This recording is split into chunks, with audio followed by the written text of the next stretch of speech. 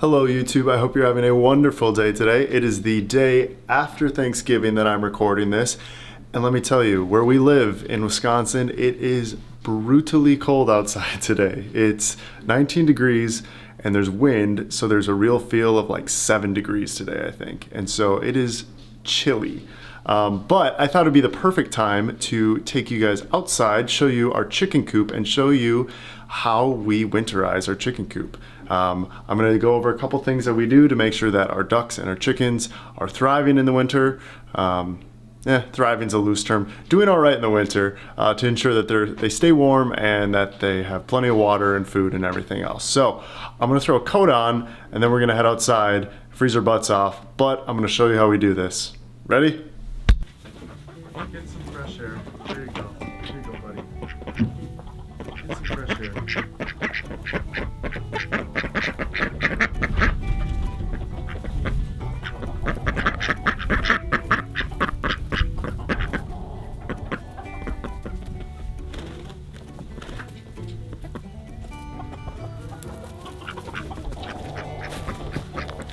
This is Carl. Carl's our favorite.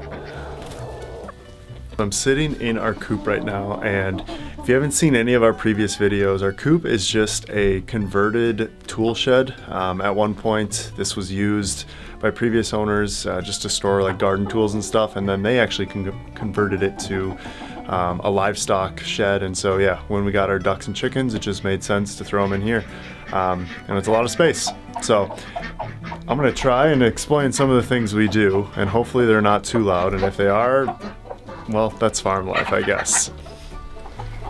Are you okay? Did I just crash your party, you guys? Okay.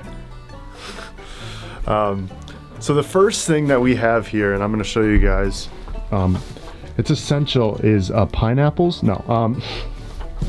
So it's this, one of the most essential things you can do is to have straw like this. Ugh. It was Thanksgiving yesterday, so we got a ton of stuff on the ground, extra food for them. But one of the most important things you can do for your birds is to have plenty of bedding available for them. So we use straw, and it allows them to kind of dig a little bit deeper, and they can have some kind of like little holes that they can be buried in, and it keeps them nice and warm.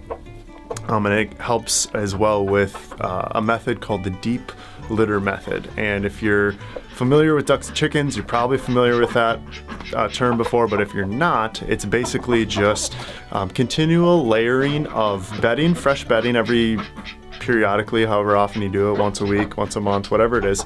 And then kind of that builds up, and it actually traps heat and keeps heat within inside of the coop.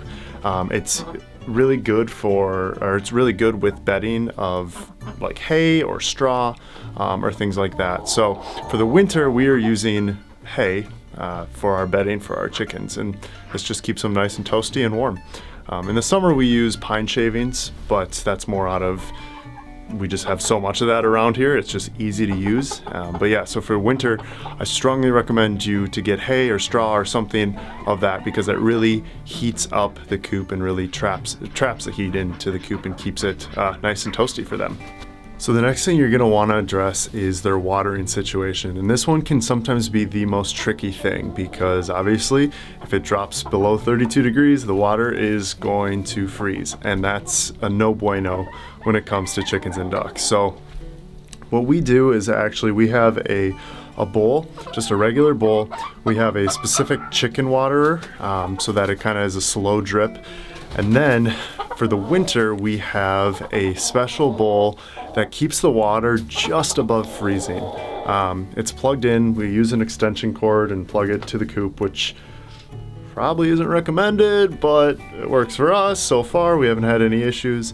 But that specific heating bowl, if you want to call it that, will keep the water, like I said, just above freezing, so that we don't have to worry about coming, in the morning and they didn't have any water overnight because it froze. So the other two are not resistant to the cold. They will freeze overnight, but those are usually for the daytime anyways, and we'll keep those fresh in the morning so that they'll have plenty of water throughout the day, and then at night They usually freeze, but we have that heated bowl and it does just fine. So that's the watering situation. Make sure you have that addressed first, one of your top priorities for winterizing your coop, because without water, they're not going to survive. So watering and the water solution that you have is super, super important. Also, you guys like my hat? It's kind of fun to play with. So if you look right behind me, there is a cutout in the ceiling of the coop, or the side of the coop, I guess, that is used for ventilation. So we have one on this side and then we have one up there as well. And that actually helps to keep a nice cross breeze of ventilation. And I know that sounds counterintuitive, but because it's high up, it doesn't affect too much of the temperature in here. It's able to kind of breathe through. And this is super important in the winter, because if it gets stinky and they don't go outside a lot in the winter because it's cold and the snow and stuff. So a lot of their poop, we'll call it what it is. I don't know why I was weird about that. A lot of their poop is just on the ground, and that can build up and it can start to get, smelly obviously, but it can actually start to kind of invite in just bad bacteria and just not healthy stuff when it comes to the chickens and the ducks. They don't want to be around that. I don't want to be around that. So we try and keep a little breeze, at least on the upper side, upper half of the coop, so that it can kind of keep nice ventilation. We don't have to worry about any of what I just mentioned happening. I might actually, though, pick up some actual vents, so it's not as open, because right now it's like a 6x8 square that kind of blows through, and it's fine for the temperatures we're at now, between 20 and 40 degrees, but once it gets really cold, we're gonna want to have that kind of covered up even more, so that there's no major holes like that. So yeah, definitely recommend trying to figure out a good ventilation system so you don't have to deal with any issues from their poop and their pee and urine, stuff like that. But yeah, that would be the third thing I would say, is definitely addressed some sort of ventilation system so that they stay healthy during the winter. And one of the last things you're going to want to address is to make sure they have enough food in the winter. And that might seem like obvious, but in the summer and spring months and fall, when they're able to free range, if you have free range chickens, they can get a lot of their food and their nutrients just out in the fields, out in the pastures, just free ranging their food. But in the winter, when everything's dead and everything's covered in snow, if you live in a snowy area, they don't have that option. So they need to get a lot more food from the owners.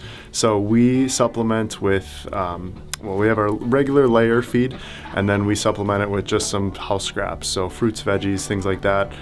There are certain things that ducks and chickens can't have, so make sure to look those up before you just start giving them anything from the kitchen. But yeah, we like to supplement some of our stuff we like to supplement their food with some of our food scraps, so that they can always have a full belly and that they don't have to worry and wonder where their food is going to come from. So definitely recommend making sure you have a good solid food plan for the winter. Back inside where it's warm. The last thing I wanted to say was that ducks and chickens, hey. Hi.